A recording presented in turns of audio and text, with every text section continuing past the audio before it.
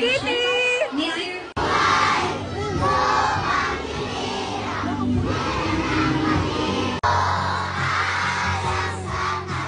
Ngayong hapon, Taytay Integrated School faculty and staff.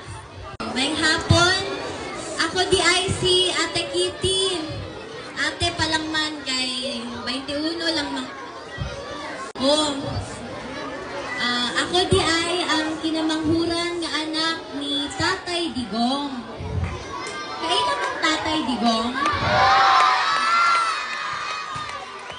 Ako ang youngest niya. Ako ang isang baby. Hilig po tayo to siya bata ba? Pero nito siyang bisita sa mga orphanage, sa mga eskwelahan. Asa ko sa naibata. Kuan, para siguro makalma sa kanan. Pero ingon ko madili kay dili man na gusto ni Papa. Kana si Tatay Digong, gipadako mi niya nga naga-remind jud siya sa value of education. Kung unsa ka importante ang edukasyon. Lagi na sa ato mga batan-on. Ako ang maingon lang, no?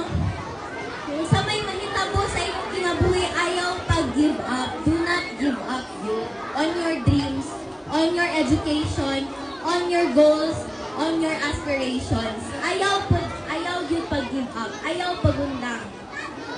Dako ni sa akong papa, kami upat mag-igsuon. Naa siya'y paborito niya nga Bible verse. Ano siya? Ecclesiastes chapter 3. There is a time for everything. So, ginapahinumdum niya pirmi nga naay panahon maglipay-lipay, naay panahon magbinugoy, maghiat-hiat, pero naay panahon para magskwela, para magtuon, para maminaw. So, para sa inyong hatanan, seryosohan ang pag-eskwela ninyo. Para sabay-sabay tamahuman. And lastly, no, gusto lang tamo i-greet nga Merry Christmas o Happy New Year sa tanan.